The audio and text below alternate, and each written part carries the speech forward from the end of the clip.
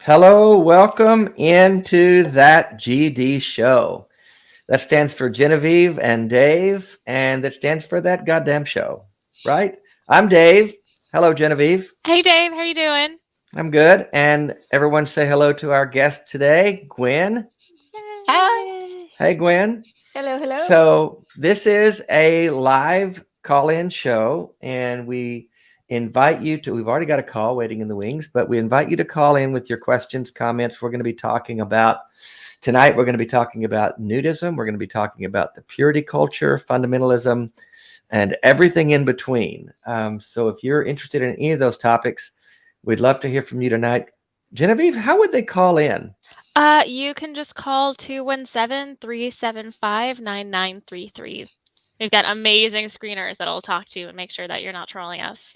They'll make you feel wonderful. Yeah, they're the best. I love our team. And Gwen, you're down in Florida. How's the weather down there? It's cold. It's very cold right now. Yeah, it's I'm only sorry. yesterday it was only into the mid 50s, so you could only be naked in the sun for a short amount of time. What a shame. You can only be naked in the sun. See, that's not something you hear every day. You know, when you're at Walmart or whatever, you know, you don't hear I could only be naked a few minutes today. So we're going to talk about what that means and your story a little bit. So I'm anxious to dive into that. Hello, I Got Cookies, for that awesome intro music. Thank you for that super chat, $5. We appreciate that. Speaking of that, we do appreciate your support.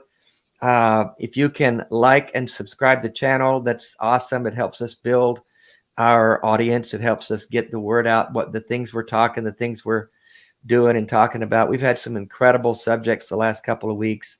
I started to say it's going to be a little more lighthearted tonight, and it might be in some ways, but it's also a heavy subject that we're dealing with, the purity culture of fundamentalism and the damage that does to people. And Gwen's going to share a little bit of that in her story. But if you can support us in any way, the super chats help. If you can become a Patreon, we'd appreciate that. Everything you do helps us do what we do, and we're just trying to reach the world for Jesus, you know? No, wait, that's the wrong show. That's the wrong show. I get mixed up every time. Do you have a flashback there, Dave? I did.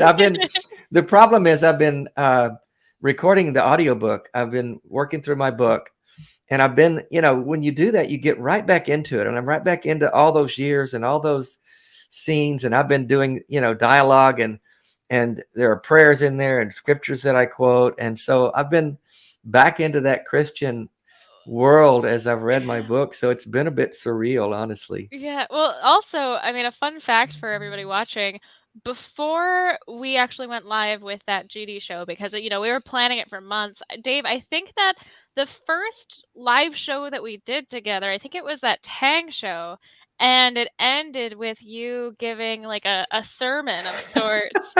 And your preacher voice is just out of this world. It was so bizarre. And you haven't done that on the show yet. I think people are freaking out, but it can also be triggering. So Don't. You're baiting me. You're baiting me, Genevieve. I know. I'll save that for a special moment. And one of these days, I might actually break out in tongues on this show. Oh my gosh. That would be special. So Gwen, I'm going to take this call real quick, but real quick, just tell us before I do that, you live in a nudist community in Florida, correct? Yes, I do. Yes, I do. And you weren't raised in a nudist community, were you? No, not at all. I was raised to be very modest and to wear lots of clothing and not to cause anyone to sin by my actions or my choice of clothing. So, Because and we all then know that if a man lusts after a woman and does sexual assault and commits sexual assault, it's the woman's fault. She shouldn't have tempted him that way. We all know that, right? that's right. And even if he doesn't commit assault, he still sinned, and therefore you're at fault for causing your brother to sin. So, You evil women. It all started with Eve. We all know that. So absolutely. we're going to break Yes. that down and show and tell the world, everyone here, how guilty the women all are and how innocent the men all are. And no, actually, it's quite the opposite. Actually, But it's to interrupt real quick. One of the things that's interesting about that is that it gives men the message that they don't have control over themselves and that all they exactly. do care about is sex. So it's really devaluing to the guys as well. It is. That's a great point, and it leads to things like Josh Duggar and Yes. and those kinds of activities that are riddled with shame and guilt and does just great damage. Just great damage. But we will get into that. I want to hear more of we're going to hear about your story, how you got from that button down little house on the prairie to living naked in Florida. That's quite the journey. And I've gotten to know you, and I really, really you're such an awesome person. You work with Recovering from Religion. You're on the board there. We'll talk about that. But let's take this call from Stephen. All right. He's in Florida, and he's him, nudist Stephen. How do I go about telling my fiance about nudity and about the lifestyle? She also has a 6-year-old daughter, wants to ask Gwen for advice on that.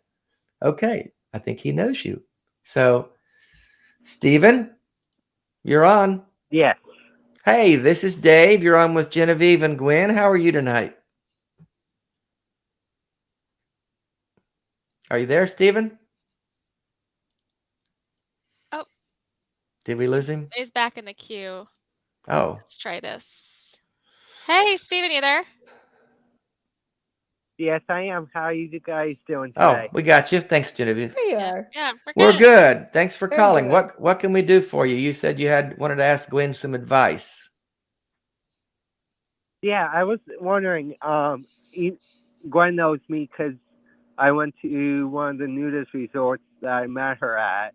I don't know if I could say it on air, but Oh, Stephen, I remember she you. knows Yes. me. I did Hi, some yard Stephen. work for her. Yes, I do Hi. remember you. Yes. The question I have is, I'm engaged and everything, and my fiance is kind of iffy about me being a nudist, and I'm trying to teach her about the lifestyle and everything, but how do I go about it of telling her like all the like stuff that goes on and like the positive and everything. Yeah, well, I just say I would start with having her read some of the articles on the AANR website. That's the American Association for Nude Recreation. And there's a lot of great articles there about the positive benefits of being in a nudist social community. There's also some great articles written by women who went in going, I don't know about this, and discovering that it was a great path towards loving themselves, loving their own bodies. And as you know, Stephen, in a family community like the one I live in, the children are probably safer than anywhere else they would be. Everybody knows everybody cares about everybody, and it's a gated community. And to be in the main areas, you have to have passed a background check. That doesn't happen at your average apartment complex. Children who get to grow up without the shame of clothing, have a lot of benefits from that as well. So I would just be patient and keep encouraging her to read and learn about it, and maybe encourage her to try it on her own sometime at a ladies' day at a family event. Yeah. What is Stephen, your fiance, what is her attitude about nudism, and does she have a negative opinion about it or just uncertain? Well, she doesn't really like being naked, and because she's a little on the heavy side. Mm-hmm. But I told her that nudism, we don't judge you by your personality. We see you as a human being. Yeah, it's not about looking good, it's about feeling good. And honestly, when you feel good, you look good. And, some people think, oh, I couldn't go be naked somewhere because I don't have the right body or whatever. But honestly, the greatest part is everybody's got cellulite, bumps, and wrinkles, and it's rare to actually you don't see any perfect bodies because there's nobody walking around airbrushing and tweaking the photos. Well, I was there, so there was one perfect body the day I was there. So well, just saying. I mean, Dave, yes, but That's the beauty of it. I did visit. We visited, and I got naked at the pool, and I don't have a body that I'm really happy about because ALS has ravaged parts of it in the upper part of my torso. But that was the beauty of it, Stephen, and I know you know this, and Gwen. Nobody's worried about it, and after a day or two there, it's like it wasn't a big deal. They're just bodies. They're just yes. It's flesh, and Yeah. everybody's walking around, and nobody's concerned about what they look like. Nobody's hiding anything, and it's beautiful. There's no shame. There's no embarrassment. It's all out there, and if you don't like it, then go somewhere else. But everyone's free, and it's really a cool. It's a cool experience that I really would recommend for anyone just to get over that whole idea that there's something wrong with your body or that there's something you should be ashamed of or embarrassed about. It dispels that really quick because you like Gwen said, you look around and you realize, oh, this is not something from the set of a porn movie or a Playboy shoot. This is just a lot of flawed bodies hanging out together. And I mean, hanging out. Oh. So, Stephen, I hope your fiance can get comfortable with that and realize it's really nothing to be afraid of or ashamed of. Yeah, just be patient Okay. with her, and I hope so too. yeah. Well, good luck to you, Stephen. Yeah, and I've been telling her about the family resorts, how kids go there and it's safe. She's afraid of her 6-year-old daughter going there too. And I told them, I said, everybody around there watches out for the kids and everything else. Yeah. Well, that's a good point that Gwen made. You have to have background checks to be even allowed into these things, and so it's a lot safer in many ways than almost anywhere else you would be. And you don't have to worry about someone having a concealed weapon. Har har har. Haven't heard that before, Dave. Oh, I'm sure. Biggest thing is, where do you carry your money? Well, there's things called purses, but actually most of us just keep a tab going so that we don't have to. So yeah. Well, good luck to you, Stephen, and thanks for your call, and thanks for checking in with us tonight. Thank you. All right, buddy. Good luck. Thanks. Bye-bye. Yeah, it's a very welcoming environment. It really doesn't, again, as long as you agree to abide by the community guidelines, which are pretty welcoming and really focused on respect and autonomy, and just not, again, there are some nudist communities that are more sexual oriented. They're over 21 clubs, and that's where you go when you want to get your sexy on. That's not where I live, and so, but that doesn't mean we don't enjoy our sexuality. We're not closed off about it. Well, as Dave knows, you liked my outfit when you arrived, right? Yeah. We dress up when we want to party, so and we're even when we were there, it was a little chilly, so a lot of people didn't they did have clothes on because it was cold. It's not it's not that complicated. Right. If it's cold out, put clothes on. Anton from Mexico, $60 peso. Thank you so much for your super chat. There he is. He was in the RFR talk with Gwen and didn't mention it, but I'm naked most of the time and it feels quite nice. I agree with you, Anton. Absolutely. Anton's a regular here. Thank you, Anton. Cute. So, Gwen, tell us about your journey. Where did you grow up? How were you raised? I know it was fundamentalism, and I want to get into that a little bit, what your background is and how that's affected you, and what your current iteration of yourself, how you've overcome a lot of stuff. It's a fascinating story. All right, so I'll try not to take a week at telling. I'll all cut the you stuff off if you get too verbose. Yeah. Okay. No, so I did grow up in a very fundamental evangelical home. My grandfather was from a long line of ministers, going back, I think, 9 or 10 generations. Wow. And my mom played the organ and the piano at church. And there were plenty of times that my dad had a job as the janitor. There's a while I actually lived on church property, and Sunday school took place in the room next to mine. And I helped clean the church, and learned quickly that when you were scraping gum off of the bottom of the pews, if it broke in half, because we got paid a penny a piece for the gum, it was not a bad thing if the gum broke in half. So you got 2 cents. I got 2 cents. Yes. Now, exactly. what was the brand of Christianity? It was fundamentalism. So it was. What I was brand? part of a group called Christian Missionary Alliance, Okay. which is a smaller group. They were an offshoot of Presbyterianism, but they embraced the Holy Spirit, speaking in tongues, missions, the poor.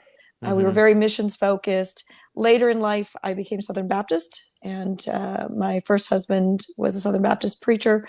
I got my PhD putting hubby through, because I went to work while he went to seminary. And when I met him, he was an accountant, and then we got called by God to be missionaries for a while. And then we went back into working in the secular world, and then got called back into the ministry. And eventually, I don't want to go too much. My first husband tried very hard, but mental illness and fundamentalism are a bad combination. Yes, they are. And yeah, and it was a kind of a tough journey, and I still struggle at times with some of the things that I did during that time, out of what I thought was compassion and love, but sending people back to abusive husbands or abusive parents, or telling people that when they asked about what's it mean when a girl likes a girl, well, God doesn't make people that way. Those are just very harmful and hurtful things, and I see that now, which is one reason I really love working for Recovering from Religion and being on the board, is because of the offer for that. So I prayed my sinner's prayer when I was 4 at the foot of my bed with a Child Evangelism Fellowship gospel track, and within a very short period, early. You punched that ticket early, girl. Yeah, and I started my evangelism early too, because about a couple weeks later, I locked my sister and her friend in a closet with me and told them that they needed to pray this prayer, they'd go to hell. And if they were scared in the closet, hell was a lot worse. Oh my God. Wow. Nothing like dishing out a bit of childhood trauma to your siblings, right? Exactly. I mean, you're all victims in that scenario, but I can just think of how many evangelists would be so proud of you for that tactic. Everyone was so proud of me when I got to junior church that week, because they both prayed. I was like, I led my sister and her friend to the Lord, and I think I got extra prizes in junior church. Yeah. And my sister and my family are still in there, and she still counts that as her salvation story. And how do they feel about you? Just to diverge off into that. They're praying for me. Okay, so they view you as a prodigal daughter, if you will. Very. Yes. Yeah. Yes. Okay. Yeah. So, and it's tough, because I know that their care comes from a place of they're really concerned that I'm going to burn forever. Yeah. And, it's a tough place to be. I think it was a year or two ago, my mom just kind of broke down on the phone and said, I'm sorry I was such a bad mom that you turned out an atheist. Ooh. And so she blames herself. Yeah. Yes. And what did you tell her? I told her that she shouldn't blame herself, that this was my own decision. And later I thought, no, you should be proud of yourself. I finally figured it out, But, are you the only one of your fundamentalist family who've broken from that tribe and become a free thinker? My mom's sisters have, Hmm. and so they, they have. But as far as like my immediate family, yeah, I'm pretty much the one black sheep. And I was surprised when I first came out as atheist. It was actually my casual Christian family who had the hardest time with it.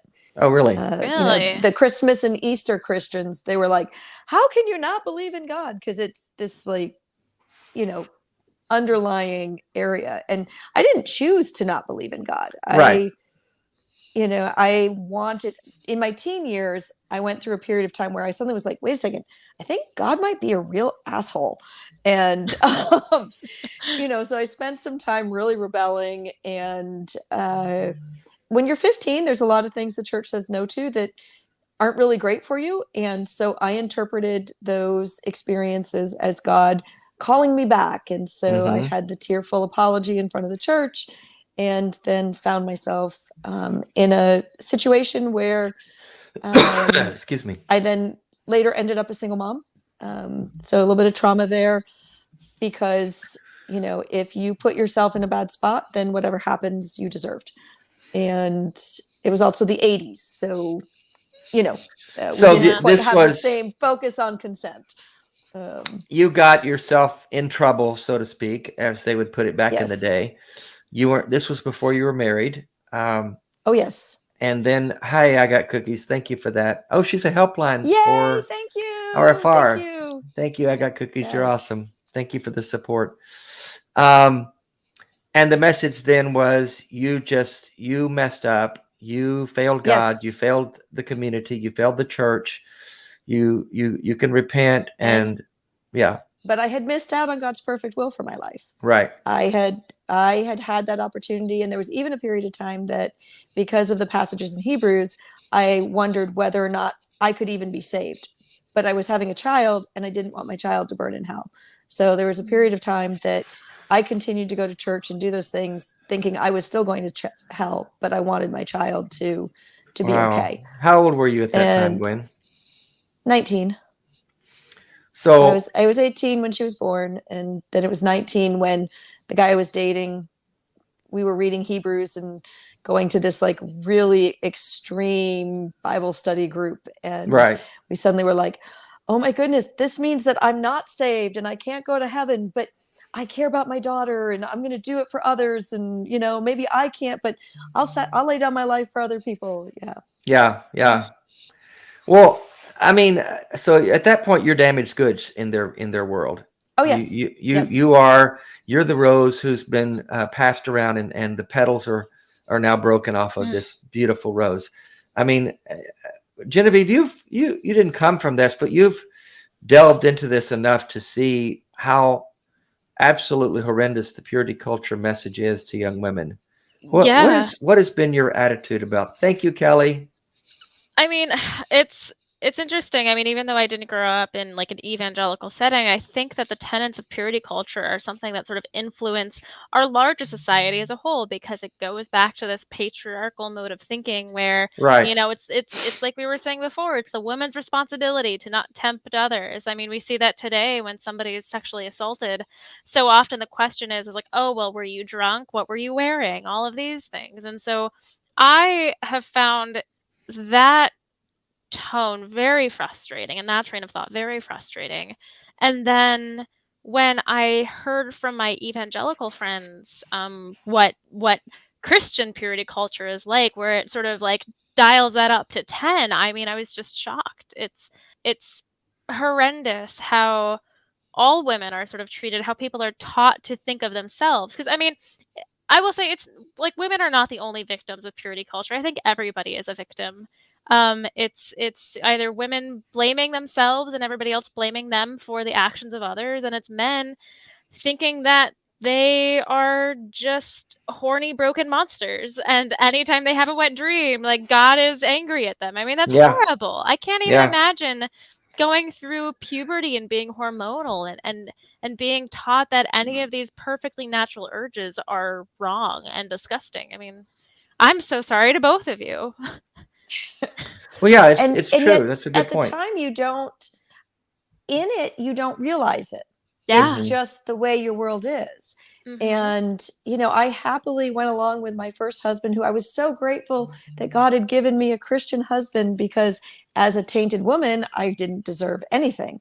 Right. And, I happily gave talks where he talked about the value of staying pure until marriage, and I talked about the consequences of screwing around before marriage.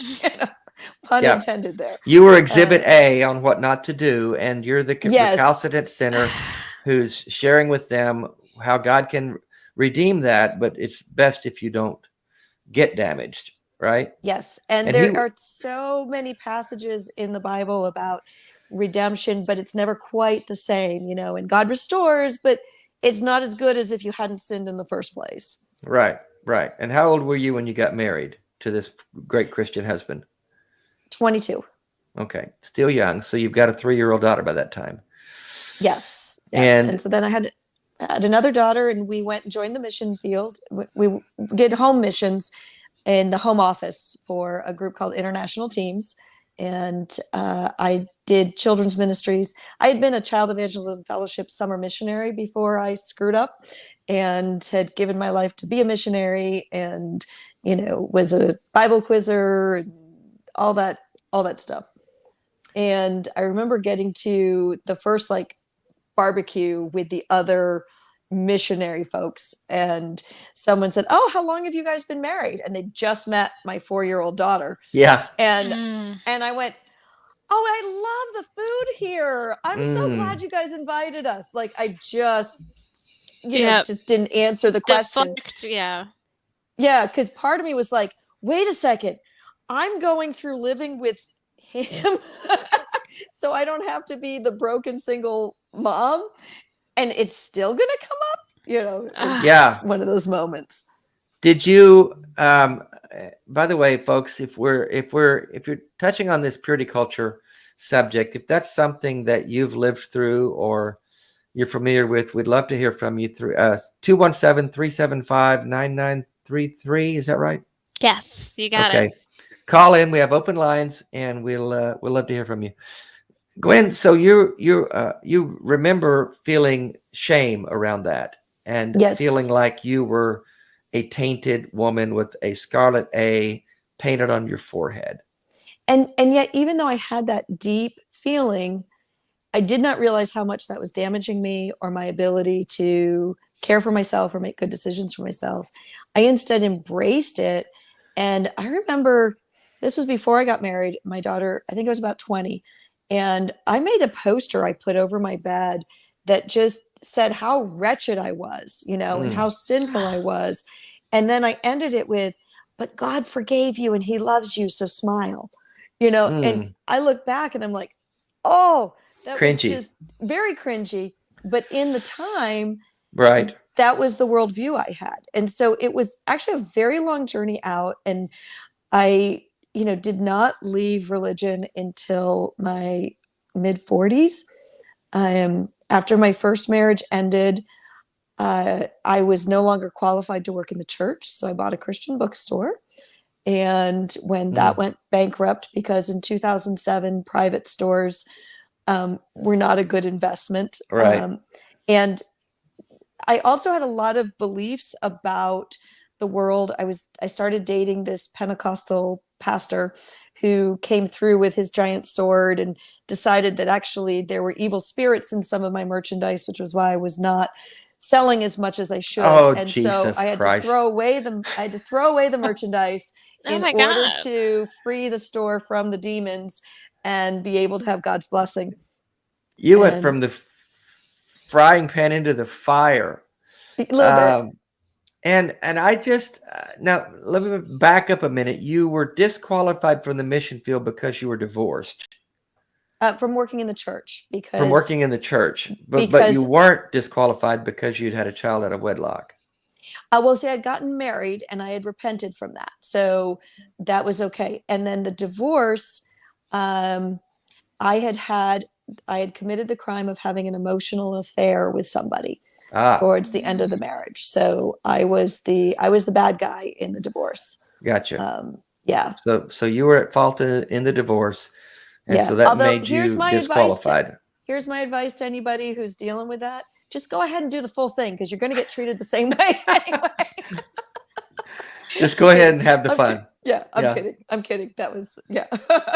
But there are times I'm like, geez, I got all the punishment, but I didn't get anything except the, Well, close friendship with someone. Jesus said, looking upon a woman to lust after her is just as bad as doing the real thing.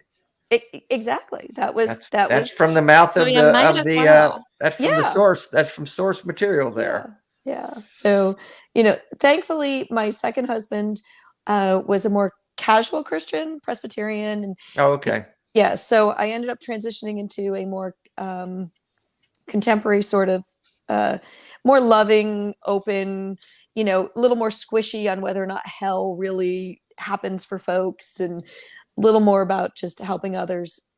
But over time, but he thought you had demons in your bookstore. Well, the bookstore was before the second husband. That was what happened when I didn't have a man over me. So, no covering, covering. No, okay. So I attended the Bill Gothard seminars. Oh, you did? Okay. Oh, yeah. So, and for those who aren't familiar, Bill Gothard teaches that women are incapable of protecting themselves, and they need to be under the umbrella of protection of either their father or a man. And if you're not, you are exposed to the devil's attacks, and you will not have a happy life. And here's another guy who had to step down from his position because of allegations of sexual impropriety. So yeah, the culture is rife with that stuff. Yes. Yeah, absolutely. So do you remember feeling like when you were a single mom, do you remember feeling like, because that culture dictates that you have a man, a covering over you, do you remember feeling like, I've got to get me a husband? Oh yeah. I'm exposed here. Yes, absolutely. Absolutely. And was just desperate for a husband, for that protection. And yeah. Did you think at that time that you would have trouble getting someone that was good because you had all this baggage, so to speak? I worked very hard at compensating for that. I worked very hard to be a good, obedient, quiet wife, but I'm also a redhead, so it was really hard. So just okay. saying. Let me just say, I know you, Gwen. I cannot imagine you being a quiet little mousy submissive wife. I can't picture that. I'm sorry. I actually did pretty well. Did you? Pretty well. Yeah, I did. Yeah, I did. Well, you were smothering your true nature then. Yes. Yeah, Greg Markowski, thank you for your super chat. Thanks, G&D and Gwen, 1999. I appreciate your support, brother. Greg Markowski, thank you so much. Yes. So Genevieve, Gwen, two G's here. Yes.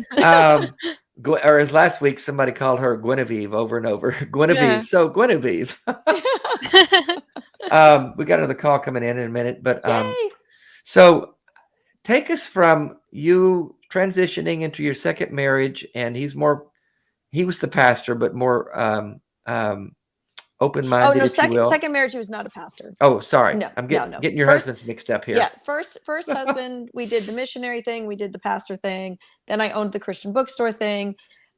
When that went up and I married someone who actually I would never have dated previously, but because he wasn't pure enough. He wasn't fundamental enough. He wasn't, right. Yes. But I kind of moved away. I was just like, well, one of the things that happened owning the Christian bookstore was I met so many Christians from so many different walks that was, I think, really when I started questioning, wait a second, how can I have this great connection with this Catholic nun and this Presbyterian woman minister and this Unitarian lady and this Lutheran preacher and this Catholic deacon? And, I started seeing that it wasn't so much the religion they followed, but who they were as people.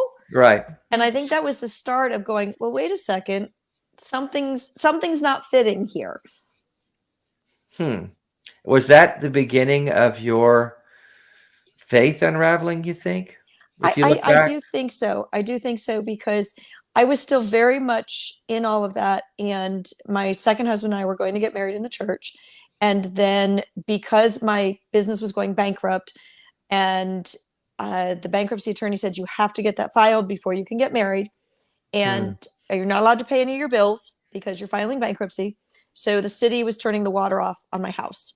And since I was going to get married, I moved in with my husband to be with my children. And all of a sudden I was no longer qualified to get married in the church. Wow. So it didn't matter the reasoning. And that was part of my and I kind of left a note on the porch with all the children's materials stuff. And I said, if I'm not good enough to be married here, you sure don't want me teaching your children. And I just kind of walked away. You weren't wrong about that. Yeah. And, I'd gotten this phone call saying, no, we understand your situation and we don't think you're wrong for doing this, but there's others that will get the wrong idea and that's why we can't do it. And oh, Jesus Christ. Yeah. All the laws, the legalism that is rampant in that. It's just, you can do this, you can't do it. I mean, who's sitting around making up these rules? Because I know they think all the rules are based out of the Bible, but there's so many of them that just aren't. Yeah. What you can do and what you can't do, and the legalism surrounding that. Thank you, Chad Harris. Major props for talking about this issue. Yep, it's affected everyone. Let's take a call. Yeah. Genevieve, we know Correa. Yeah. Correa, she, her, from Missouri, purity culture, and how it has affected her. Let's see if we can get her. Am I having trouble with that? Correa, you there? I am. Hi. Hi, Correa. Hi. Thanks for calling in. Yeah, so a lot of what you guys, especially what you've been sharing, has been resonating with me because so I became an atheist at 29, but I was probably deconstructing for at least 5 years before that. And I am 31 years old. I have never had sex before. I have never been in a relationship. I had my first kiss a year ago and it was horrible. And I am just trying to figure out who I am as a person and as a sexual being. I figured out that I am bi back in June. And before that, I was really, really, really pissed off when the term super straight came out. Because before then, I would say I was very straight because I thought I was a 0 on the Kinsey scale. Outside of thinking women were very beautiful, I didn't think I was attracted to women. And now being on TikTok and realize I am not having the purity culture, having all this shame around. I realized no, actually I am bisexual and but I'm still trying to figure out if I am on the A spectrum, if I'm allosexual, and I've just been that sexually repressed. It has been so confusing trying to figure out who I am, and I'm in my 30s, and yeah, it's been it's sometimes it's embarrassing because I feel I'm 14 years old and yet I'm in my 30s, yeah, I feel like I had parts of myself that were robbed because the church told me that I couldn't explore these things, you know? And a lot of that gets really seated deep into your subconscious. And there's two thoughts I have hearing that. One, my heart breaks for you and just want to hug you. And, but one is that language you learned that you are shameful, that you are dirty, that you should not be sexual, that you should not be attracted to people, that you should not get turned on, that you should not masturbate, you should not touch yourself. That language was started early. And just like you can't unlearn English, you can't unlearn that. What you can do is learn to translate it. And you can learn to, and I'm so thankful for my brain experts. That's what I call the therapist because it's cooler.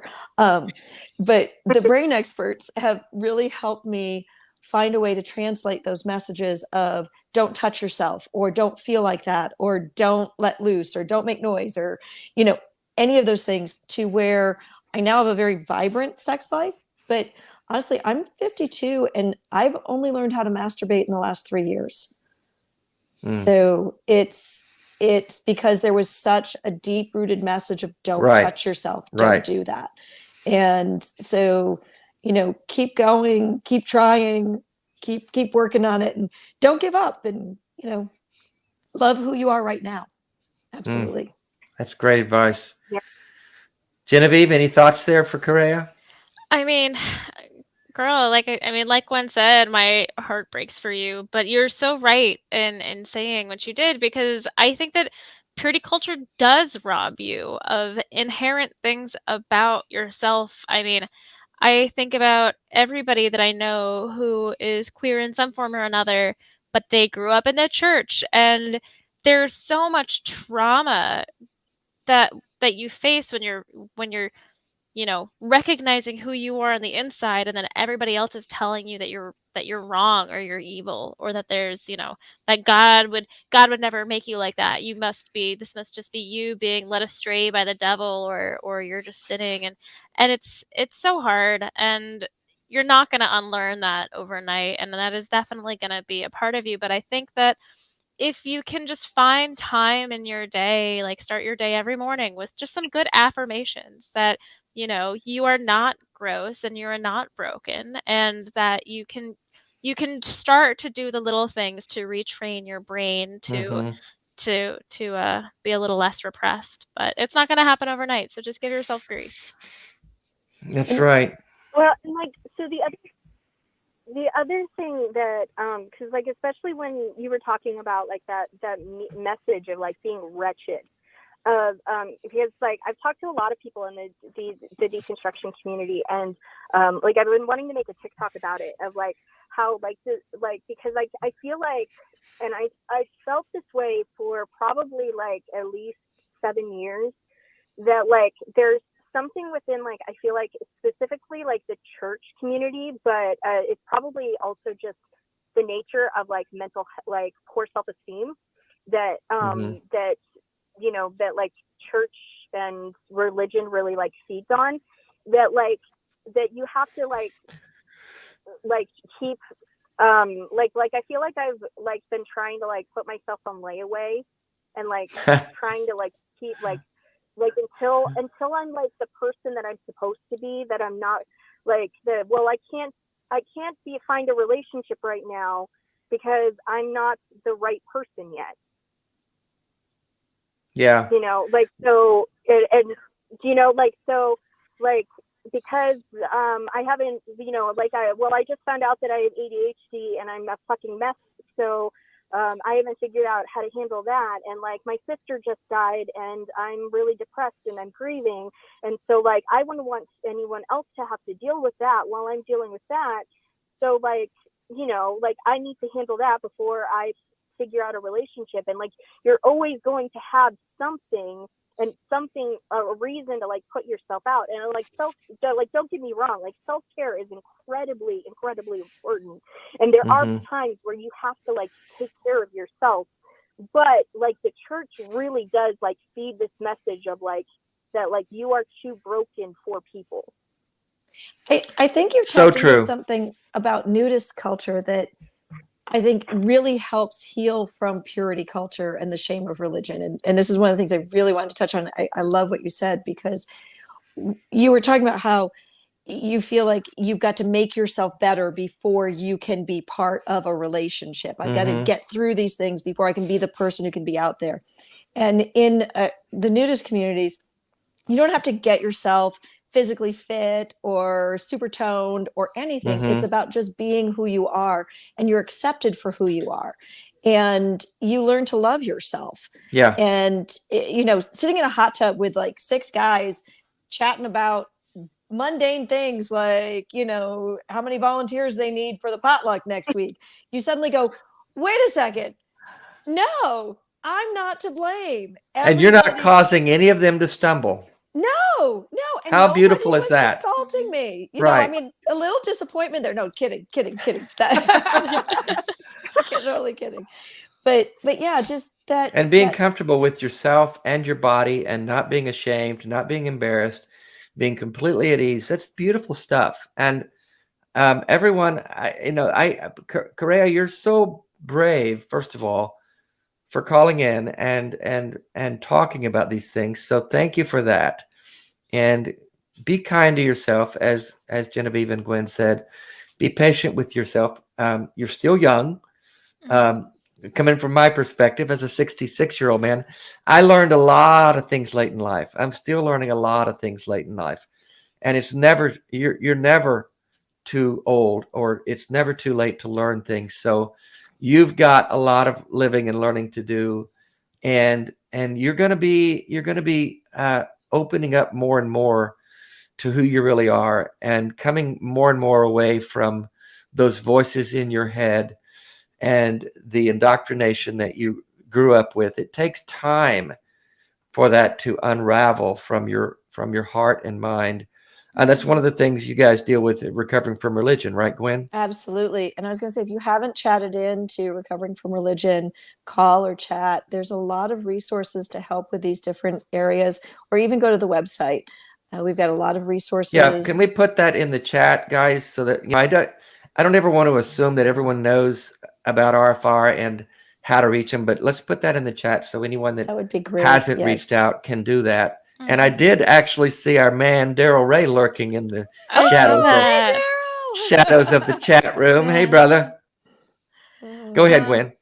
But yeah, we were talking offline earlier today about your own journey and how the indoctrination and the abuse and the trauma from that fundamentalist ideology is still, you're still picking stuff off the bones of that, right? Yeah, it's, I've actually changed my view from trying to get over it to trying to put techniques in place so that when it crops up, I know how to handle it. That's because excellent. It just, every now and then something triggers it and you just go, really? Yeah. Is that still there? Yeah. Like, I thought I was over that, Yeah. I think that it almost reminds me of grief, in the sense that you just learn to grow around it. Yeah. It doesn't go away, but you sort of learn how to live with it. And another thing, Correa, I would just say that a great way to drown out those voices if they start to get really loud is get yourself a vibrator. Yes. Yes, I have a drawer full now. I have a drawer full. Yes. Yes. Yeah. If your brain gets really mean to you, just crank it all the way up. You won't be able to hear anything. And take it to 11. Take it to 11. Yeah. I've had to get so real with my doctor sometimes and be like, hey, this antidepressant is not working, and it's not because it's not helping my mood. It's because I can't orgasm. And so they'll be like, okay, well, let's get something else. Well, again, good for you for being honest and open about that stuff. I mean, Correa, I don't think you realize how many people there are out there who are not as free to say those things. I mean, they would say, oh, I can't say that to my doctor. Yes, you can, and you need to. And I thought, Genevieve, I see you. Shane the Skeptic says, fuck purity culture. Amen, brother. Preach it. Thank you for your support there. Genevieve, when you were saying to Correa, hey, Shane, when you were saying to Correa, start every day with, I thought you were going to say start every day with masturbation, but you didn't. You said something about positive thoughts or something. That's not a bad idea either. It relaxes you. It releases endorphins. There's so many health benefits. I remember Daryl Ray's Secular Sexuality used to have that tag. Give yourself or somebody you love an orgasm today. That's a great tag. That. Yes. Pass out the orgasms. That's awesome. Well, Correa, thank you for calling in, and thank you again for your courage and your honesty and your journey. I love you guys so much. Well, we appreciate you too. Thanks for calling and your support.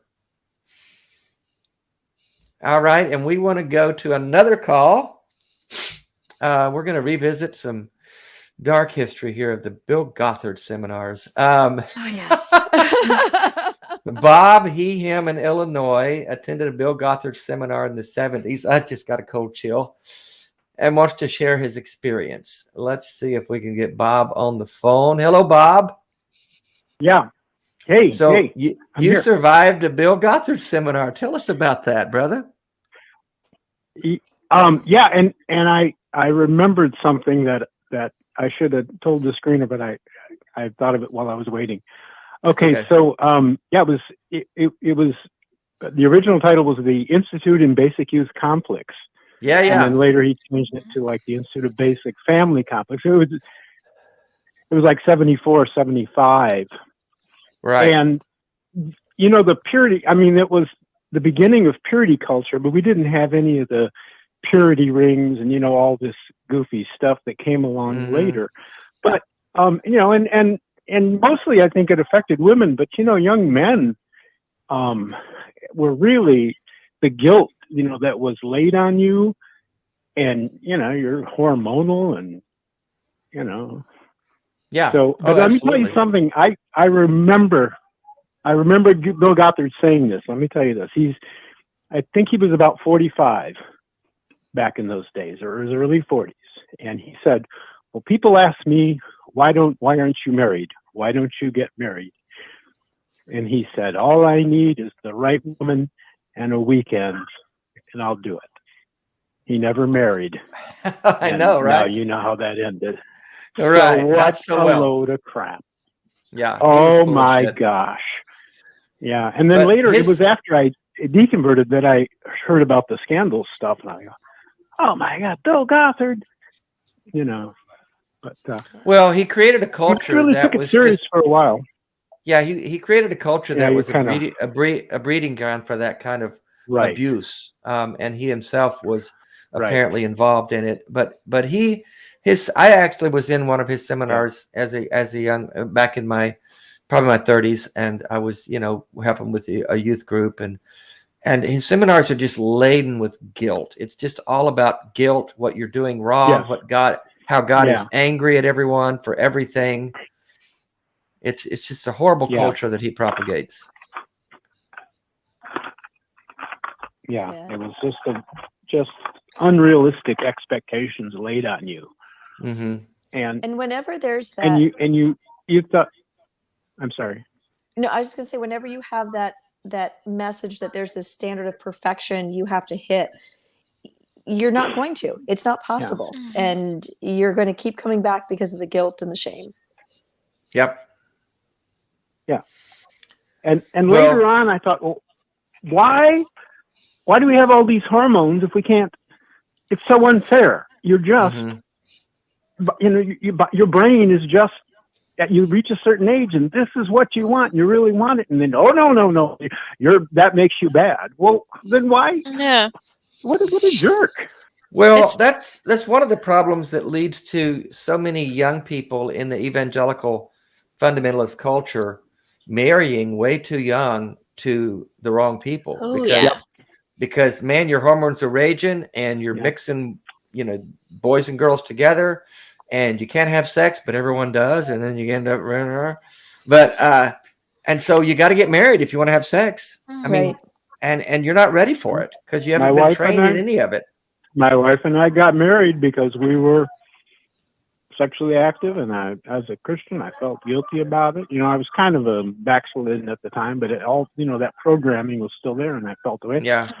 And it lasted about 7 years, and we broke up, and she married someone else, and then later on, he left her, and in '96, well, she moved back up and she lived with us. There wasn't anything going on, but she lived with us. And in 2011, we remarried. So we've been married for 10 years. So we have 2 anniversaries. Yeah. Wow. That's quite a story. This is our 10th second anniversary. Yeah. So, So Bob, did you find your experience with the Bill Gothard experience was one that just really emphasized the fact that you should hate your body? Your body is where the sin happens. It's where the hormones are. It's where, and again, I think to remember, he used a lot of the verses from Paul. I buffet my body daily. Oh, yeah. Oh, that I did not have this evil body of sin, and that which I want to do, I do not do. And that which I do not want to do, I do. And I find it creates this dichotomy in your sense where you hate your own body. Absolutely. And when you hate your body, you can't take care of it well. And all of the language of the New Testament is replete with phrases like the flesh against the spirit, You're always Yes. fighting your own flesh, and your You war body against is, the like you flesh. said, Yes. your body is the enemy, and you have to cast it down and beat it and buffet it. I buffet my flesh. Yes. What a fucking nightmare. Yeah. Yes. And I And- still And- remember. Yeah, I we were still told that remember that being- was your old nature. It Yeah, wasn't sin your nature. Yes, This- body, your so sin but nature was still, trapped in your body, and it wasn't until you but died it was in your. and you yeah, had it a was because you restored were. body. Yeah, it was because Yeah. you were. Right. Yeah. Yeah. Well, Gwen, I think it's probably safe to say that as a young person caught up in that fundamentalist culture, you weren't taught about safe sex. You weren't taught about anything having to do with. You were just taught abstinence. Don't have sex. Don't have sex. That's all you were told. That's right. And of course, that's all you wanted to do because your hormones are raging. Yes. Right? I went through various stages, yes. And then I taught the same to my children, and I taught purity classes at church. I handed out bars of ivory soap and invited all the girls to come to purity class. And Ivory soap. yes. God. Oh God. And it was, my desire for them to miss that. And I did not I followed everything Dobson said. I did not talk to my children about sex. I did not talk to them about birth control. I equated talking to the children about birth control to the same as if I knew my kids were going to rob a bank and giving them a bulletproof vest. I said I would not give them the tools to not get harmed by doing something else that was wrong. Right. Why would I give them the tools to allow them to do something wrong here? Yeah.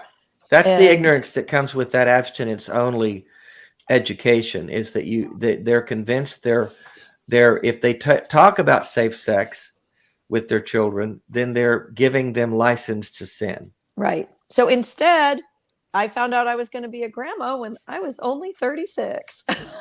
Woo! Wow. Oh, Yeah. Well, Bob, thank you for your call. We're glad you got out of the Bill Gothard yes. fundamentalist culture. And apparently your wife did too. I hope so. well, it was.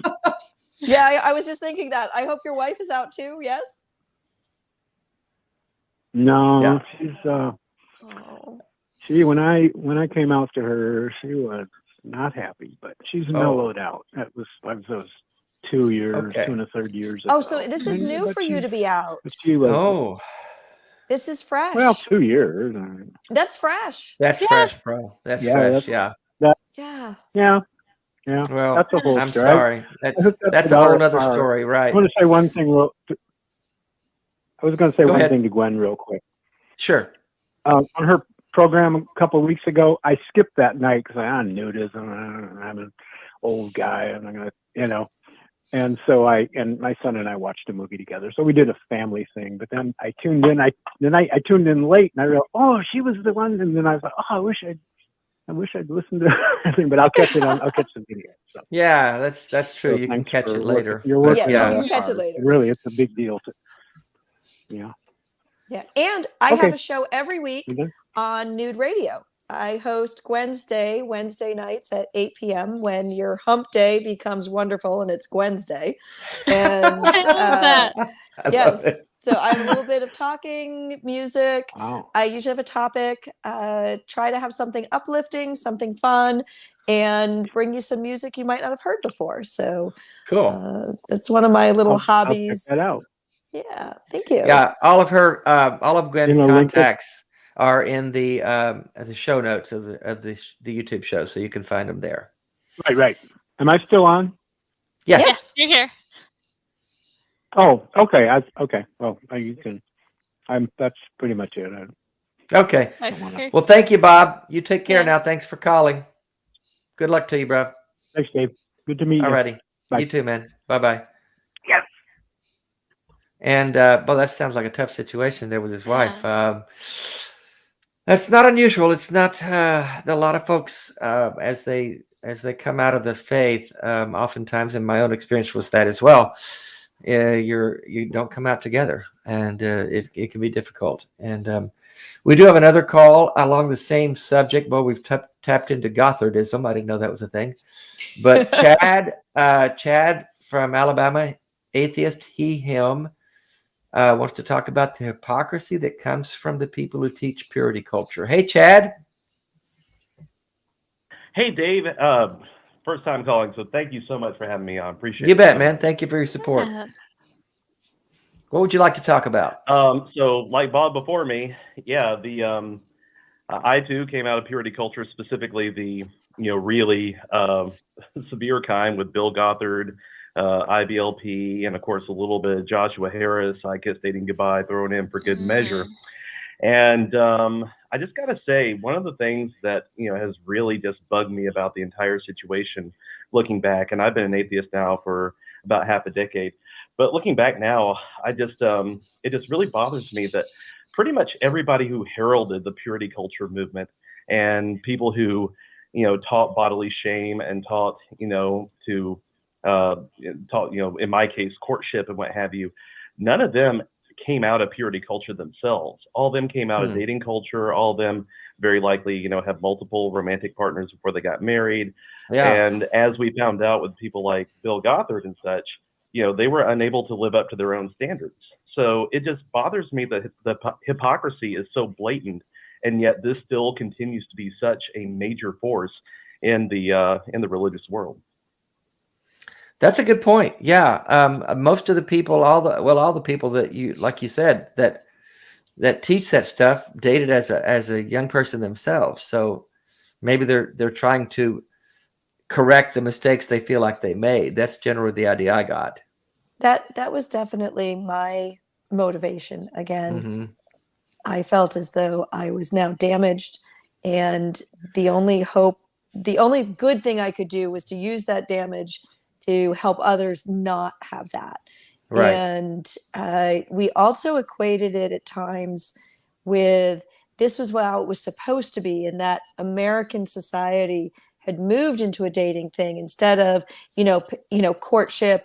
And at least the sessions I was in, you had this idyllic idea that courtship was what had happened up until the free love of the 60s and the 70s, and that we had been hurt by the free love movement, and so we were going to reclaim what was supposed to be and share it and bring up the next generation without that pain.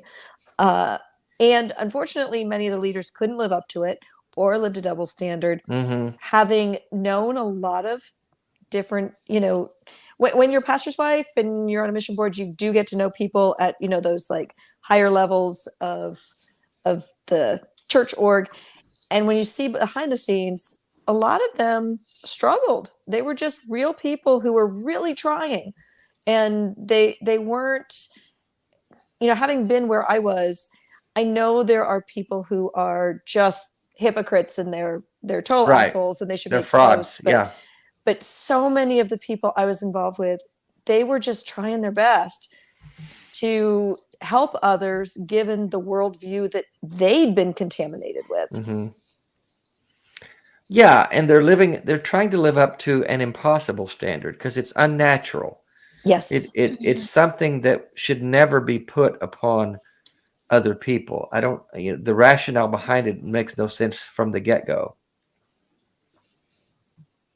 Yeah, I think absolutely, and I hear that. I do believe, like Gwen was saying, a lot of people who did teach it, especially on the mainstream levels, like locally in churches and everything. I believe that was a huge part of it. Trying to prevent people from experiencing the heartbreak and the hurt that they had themselves growing up. I agree, but I also think too, like a lot of the people who founded it, and a lot of the people who, saw an opportunity to make money off of it and what have you, themselves just kind of were a bit opportunistic as well. So I think there was a lot of things in play, but you're absolutely right. Like, it's just sad to me that so many people, were hurt on so many levels, including the ones who taught it, It is. And when you realize there are people, as you were saying, who simply leverage that for their own pocketbook and their own financial gain, that's just really cruel, really cruel. Well, I'm glad you got out, Chad. Sounds like you're free from all that. You said you've been an atheist about half a decade. Yes, I officially left Christianity right about 2015, 2016.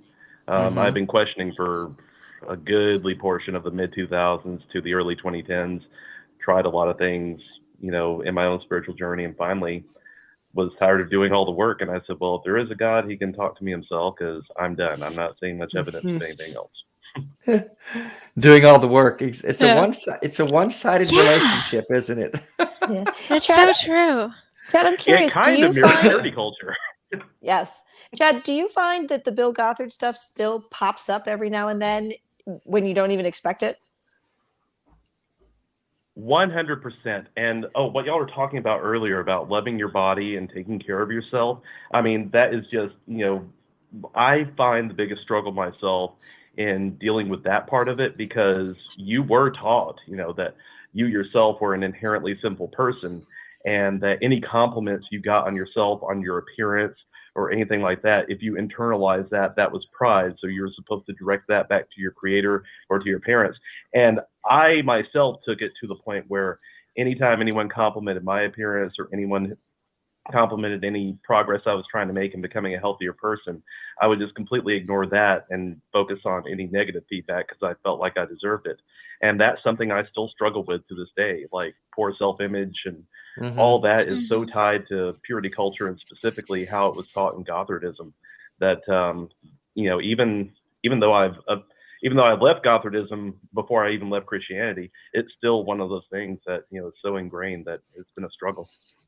Yeah, and I even had kind of forgotten about that part of it, but you're not supposed to accept praise, and so that's somebody starts saying, "Oh, what a great job you did," you just want to deflect it. It's an uncomfortable feeling to be overly praised, and we need to get over that, Chad. Let's stop doing that.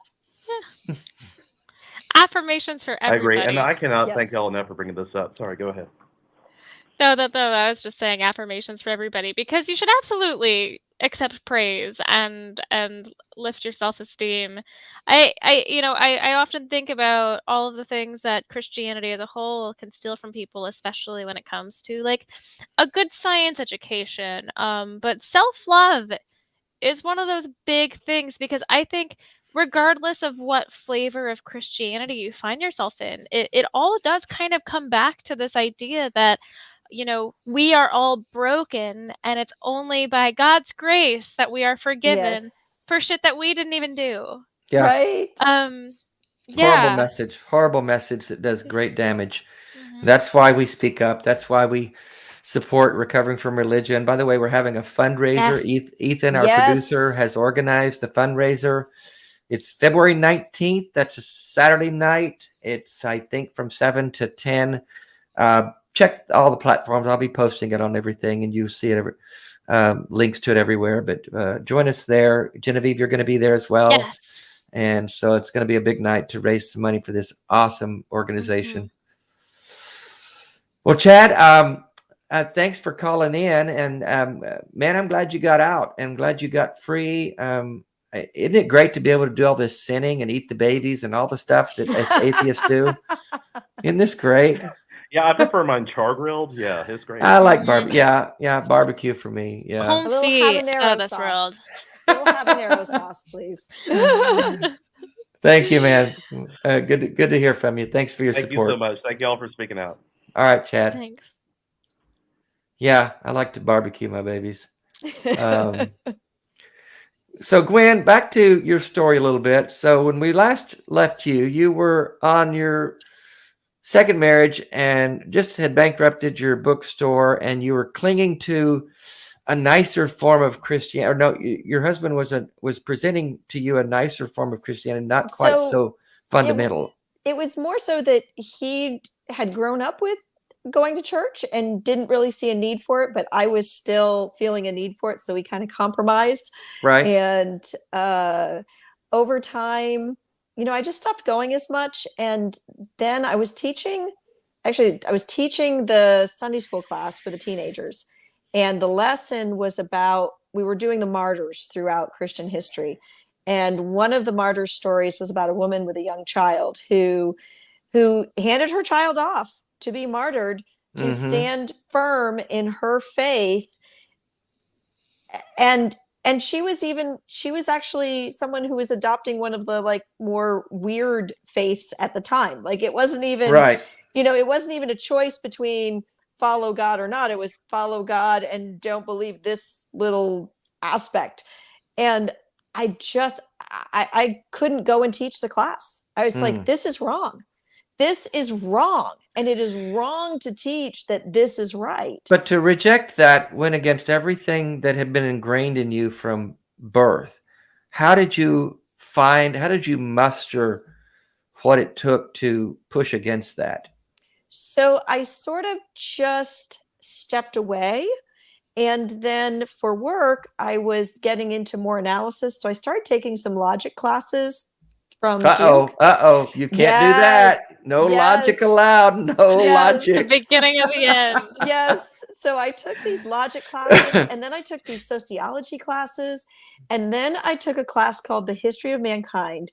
Oh, girl, you're going down the dark road. Girl, you're going down a dark road. Very, very dark road. Very dark road. And whoops, dropped one of my buds.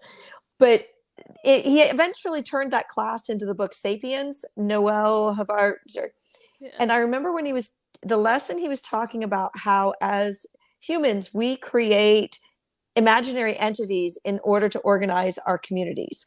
So our governments, our businesses, our money, they only exist because we agree they exist. And so a business comes into being when we file the right forms in front of the right person with the funny robes, and we all agree that now this is a business. But the business can change owners, it can change buildings, it can change product, it can change bylaws, it can change. There is no actual business. There is just an agreement to treat this as a business. And I was washing dishes and my head went, God's not real. Oh my God. It just was like, and I was like, God's not real. Wow. There's a word for what I am now. I got to go Google it. Oh, no. Now, what age were you at that point? 45. 45? Okay. So your whole 7 adult years life, ago. your whole life came crashing down on you at that point, and you didn't know who you were. Yeah, it was absolutely. I started looking for stuff online. I went to a humanist conference in Philadelphia that year because, for work, if I needed to learn something, I went to a conference. So I found the closest conference I could and got to meet some great people there. And I read Dr. Darrell Ray's books. I read Seth Andrews' books. I was just like gobbling stuff up, discovered Christopher Hitchens and, those items. But it still took a while to really move into all of the transition. But the best moment was my second daughter, who was in her early 20s. I went to her house to visit her and her daughter, and she was washing dishes. And I said, I need to tell you something. She's like, what? I said, I'm an atheist now. And she turned around. She's a redhead, and sometimes we look like twins. Or at least people who want to flatter me say that. But I believe it. Yeah. So she turns around. She just goes, now? You couldn't have figured that out when I was a kid? God damn it. Yes. That's funny. We were all caught up in the satanic panic, Sure. The devil in the toy box, and they couldn't listen to regular music and they couldn't go to dances, and the very strict upbringing. Yeah. But my daughter sent me a package that she was moving about a year ago, and she'd been going through stuff, and she found some of her. We used to do the Awana. So those. Sorry for a trigger word. Sorry about the trigger word. So she sent me some of her little vests and awards, and some of the stuff she'd hung on to, and then she sent me a note, and she said, "Mom, I know you really regret the fucked up stuff about our childhood, but I want you to know that at the time we had a lot of fun, and I always knew you loved me." And I was like, oh, that's awesome. And that's the thing we've learned. I know you and I've talked about it, Gwen, and I say it all the time, but we were doing the best we could, Yes. and that's what The quote is, Maya Angelou, do the best you can do until you know better. And when you And know then do better, do better. Yes. It's not complicated. Oh, Kim Possible, thank you for your donation of $6.66. Woo, Kim Possible. The support from Tennessee, 666. That's the satanic panic. Everybody's looking for that 666 and all the numbers. And do you remember doing that, Gwen, where you're trying to identify who the Antichrist is and what the numbers mean and all that? Gwen, Genevieve, you don't even know how crazy that shit gets. Oh my goodness! I was so afraid that the end times were going to come before I could grow up, and and watching the Left Behind series at preteen ages.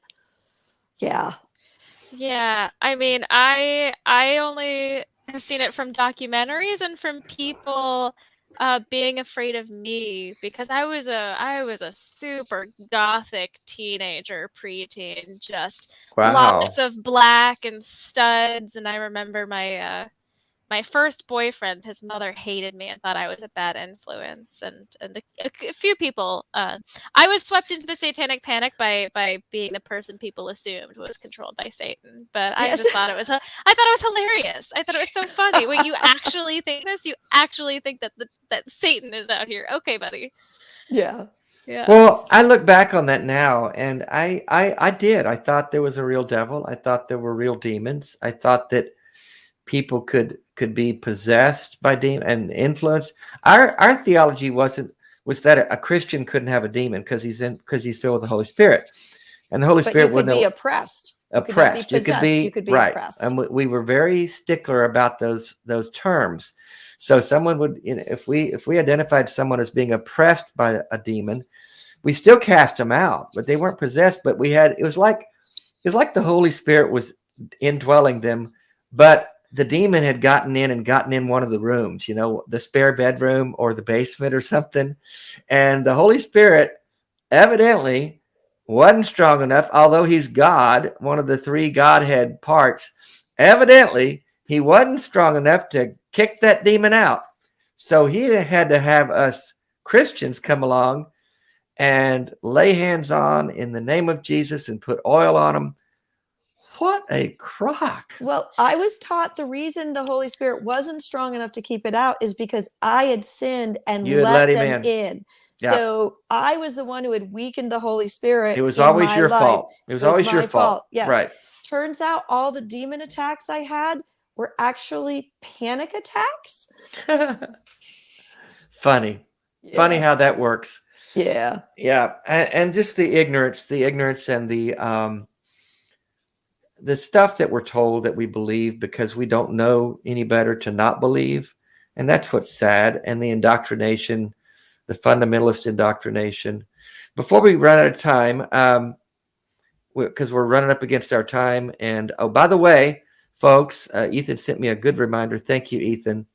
Right after this show, starting at 9:00 Eastern, I'm going on Ethan's show, the Friendly Neighborhood Atheist channel, Your Friendly Neighborhood. It's the show called CVA. Put a link up, Ethan, because I know I'm butchering it. And so there's a Christian host and me, an atheist host, and we're going to be on together.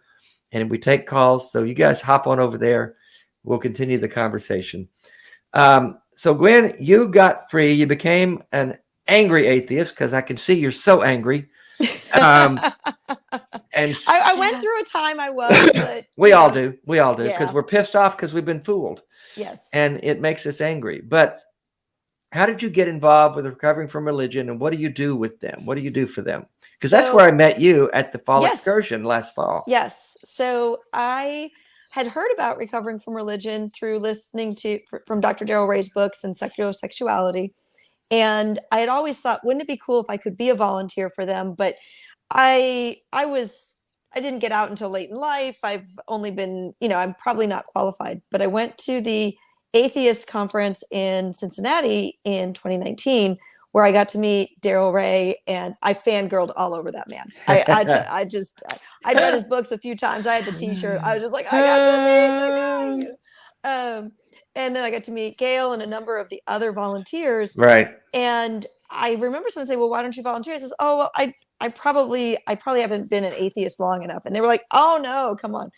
So I signed up then. I started as a helpline agent. and then, filled a couple of different roles. And about a year and a half ago, we realized a need to improve the infrastructure for some of our technology. And so I took on the project director role for improving our technology. And then just over a year ago, I joined the board. And so I help out at the excursion. Yep. I have the fancy term of parliamentarian for the board. So I make sure we're following our bylaws. And yeah, that fits the analyst brain in me. Yeah, and Bevan and I met you at the fall excursion, and you were our cabin host. I was your cabin host. Yes. Yeah, so you made Ethan coffee each there. morning. Ethan was there. We had a great time. It was awesome, and yeah, I was a good host. I brought alcohol and I shared it. I know how to start a party. You do, and you made. Did you make pudding shots? No, that was someone else. No, that was when you came to visit me. Yeah, and you're going to probably make pudding shots at the beach house, aren't you? Yes, okay. I'm bringing pudding shots to Alabama. Yes, I am. Okay. Bevan just handed me this Naughty Nudist Erotic Escapades. Yes. By Lynn Shaw. So we've got she's an erotic author. I can't hold it up very well because my ALS doesn't let me. Oh, there we go. Yes. So I could read a little bit of it, but we'd all get too hot and bothered, so I better not. You should read it in your pastor voice. Should we do that in Alabama, please? Let's. We'll do it at the beach. I tell you what, Genevieve. I know you love that. So here's what we're gonna do.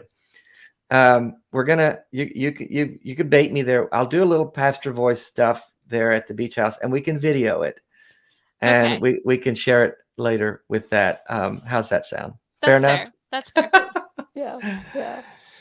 So we've got to go. Before we go, appreciate everyone's support, and if you can become a Patreon supporter, we would appreciate that. That helps us do what we're doing and keep the message going. I love these conversations. I hear we get a lot of comments on the channel, and we get comments in the chat, but some of you just don't see the messages I get all the time from people who appreciate the conversations we're having, the work that we're doing, helping people get free from indoctrination, helping people overcome the trauma. I'm not a therapist, but just having someone there who can understand and have the conversations helps a great deal. And people share that with me all the time. I should go ahead and mention that the book is going to be out soon, my memoir, Childish Things. I'm recording the last 3 or 4 chapters now. I get the audiobook done. So we'll have that out in the next week or two. I'll be posting it everywhere with links to where to get it. So I hope you guys all get one. I do think you'll like it. It's my story, and it's a hell of a story. But Gwen, any final parting thoughts before we let you go? Love yourself. Love your body. Try being naked if you can, and come visit. Would you recommend that everyone at some point in their lives visit a nudist resort? Absolutely. Just for the experience? I think I would too. Experience. Yes. Yeah, I think I would too. It's very liberating. It's very eye-opening in ways that you don't expect. Really, I think. Yeah, I wanted to say this about being naked. We didn't get to talk about it last time. Our guest 2 weeks ago, Marcia Wickham, remember her, Genevieve? Horrible story of abuse. An incredibly strong, resilient woman. But one of the things I remembered her in her documentary, if you haven't seen the documentary, go back a couple weeks and watch that and click on the link to her documentary. Her therapist who saved her life, one of the things he encouraged her to do on a regular basis was every day when the kids were at school, or almost every day, doing the laundry or whatever, just get naked, stand in front of the mirror, and get comfortable with your body. Get comfortable with who you are as a naked human, because all of that around for her was steeped in shame and guilt, and was the whole idea of sexuality and nudity was damaged for her. So that was an incredible part of her journey, I thought. And so that speaks to what you're talking about, Gwen, just this whole idea that you came all the way from the shame of fundamentalism and body shaming and purity culture to shedding your clothes along with your religion. Yes. I think it's a powerful message. Yeah. And it's, and discovering that this is me, that my body is me, and I can love my body, and my body is just fine the way it is, actually has spurred me to more self-care and self-love. When I first found nudism, I actually was about 45 pounds heavier, and, didn't exercise and ate a lot of junk food, and, learning to love my body, I started taking care of my body, and now I really love my body. That's awesome. Yeah. Genevieve, any thoughts before we go? I would just say that, Gwen, I'm so excited to have met you, and you are just like an absolute ray of sunshine. And I'm so happy that after everything that you went through, you have found so much joy and so much peace and comfort. There's and so much fun to be had. Yeah, exactly. The world is a treat, and when in doubt, masturbate. I think that's my parting thought. That should be your slogan. That's right. When in doubt, masturbate. Yeah. I'd be doubting a lot, I guess. So that's the thing. There's so much fun to be had. Carpe the fucking diem. Don't forget that. And this is the one life we have. This is it. And make the most of it. Do the things you want to do. Be the person you want to be. And if you don't like the way that your story is being written, take the pen and write it yourself. And Gwen, thank you for being with us. Look forward to seeing you in a few weeks. Yes. And we're going to have a blast. And you guys, thank you for tuning in again this week. We'll have another great show next week. And until then, that's our show.